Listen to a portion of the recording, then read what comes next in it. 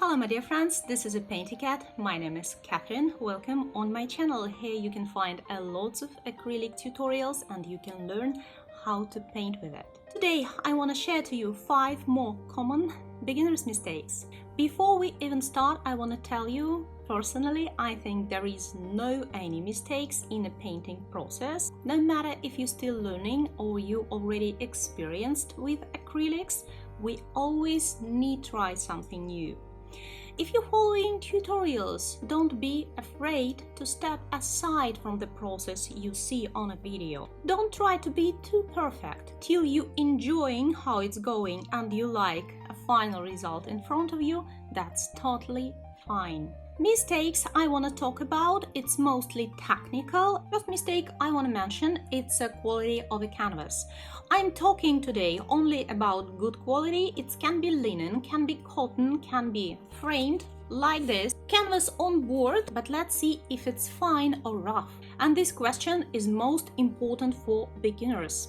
Usually we have some expectation from the tutorial or lesson you're taking, right? I remember myself as a beginner and I was looking for really smooth painting like this. Take a look, really flat acrylic painting. There is no any visible brush strokes, and I want to tell you it's so important if it's a fine or rough. If you're taking fine canvas like this, it's possible to go with a very tiny detailization for foreground or even a background like clouds. It's possible to use a really tiny brushes for these details, but it's almost not impossible for rough canvas. I will try to demonstrate you the difference. Take a look here. See how big it is, how smooth this area here and here. If you're looking for really nice detailization, go for fine canvases. Actually, for what we need that rough canvas? I will try to demonstrate you when you need a rough canvas. If you want to paint with a heavy body acrylics and you're planning a really thick layer of paint, then yes, you have to go for rough canvas. Can you see a difference? It's a really bumpy, it's a heavy brush strokes. So for thick brush strokes, for huge amount of paint on a canvas, you can go for rough. If you're looking for smooth and detailing painting, please go for fine one. In this tutorial about this landscape, I also will share to you how to paint smoothly on a rough canvas. Second mistake, it's a type of acrylics. We have heavy body and a soft body. If you like to paint smoothly, close to this painting, you have to choose soft body acrylics. If you want to paint with a palette knife with visible brush strokes, go for heavy body. If you will mess about these two types, you will be really disappointed. As soon as soft acrylics getting dry, layer it will be really thin, no matter how much of paint you will put on top of your canvas. So just be careful about it and choose acrylic, depends on a final result you want to get. Next mistake, it's a question of pigmentation. When you just learning, of course, it's nice to have a good pigmentation when you can cover everything on top and fix any tiny details you want to change. But sometimes, for example, for glazing technique, you need a really thin layer, translucent layer of paint, and acrylics with a nice coverage will give you opposite result that you're expecting. So quality not depends only on a coverage. Even if it's a low coverage ability, it can be nice. Again, choose acrylic, depends on your needs, depends on the painting and techniques you want to do. Next beginner's mistake, it's a choice of acrylic sets.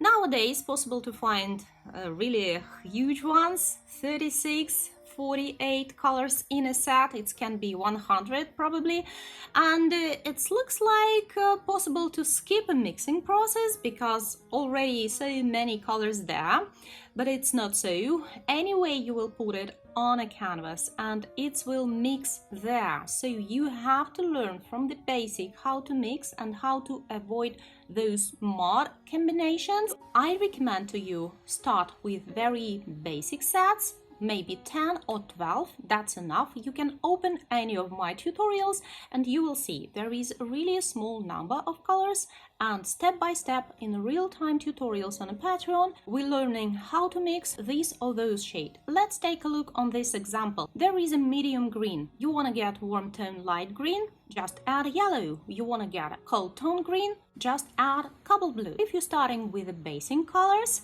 you can easily remember special titles of it and those combinations it's give. After this first step, you can go for bigger amount of colors. It's the same as we're learning how to count. Usually we start with numbers from 1 to 10, and after we can count really well.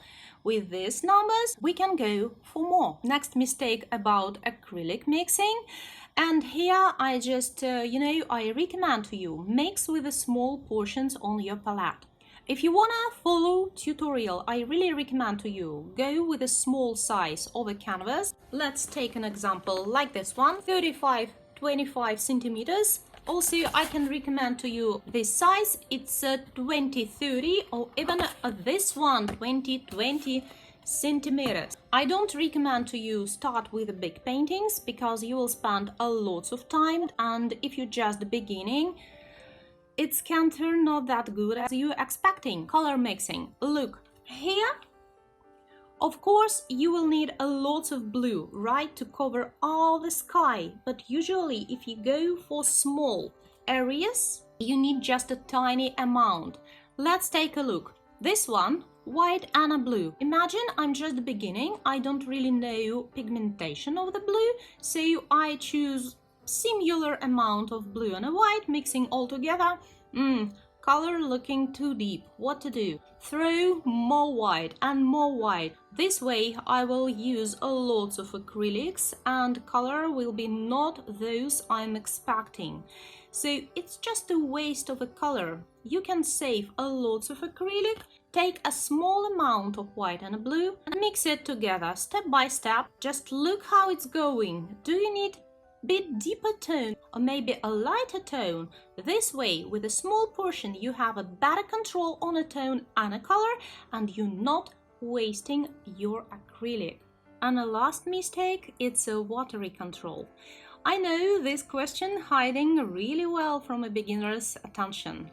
When I was young, I joined my first art school and we all started with watercolor. So when I decided to paint with acrylic, I had only experience from the watercolor. What we usually do if we wanna get like pink, right?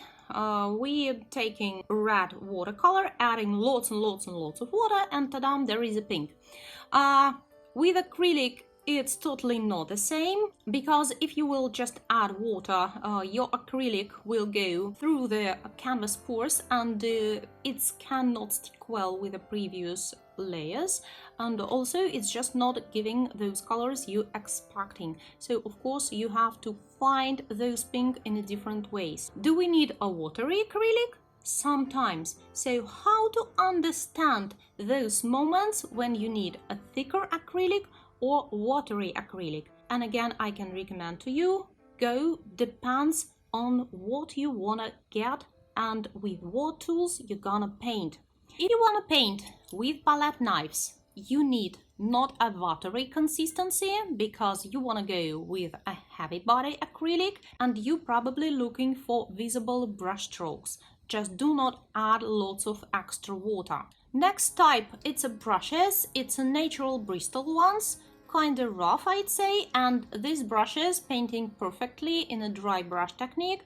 Here you again need not a watery consistency, and I can recommend even dry it a little bit on your palette, and after it's half dry you can easily paint with this technique. Another type of brushes, it's a soft but flexible, and I like to blend with them.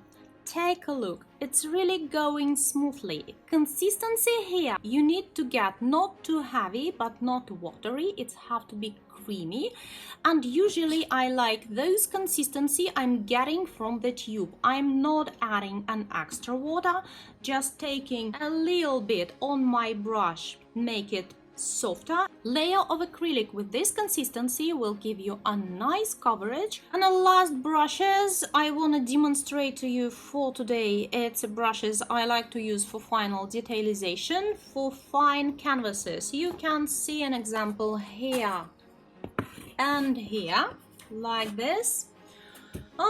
Well, these brushes need a really soft consistency, not watery.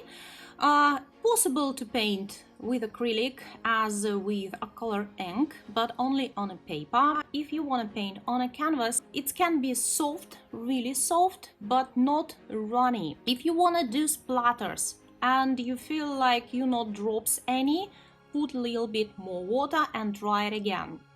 Not dropping, put a little bit more water and dry it again. This way, step by step, one drop by one drop, you will catch a proper amount of water in your mix. Same with brushes number 1 and 0, and especially with this two.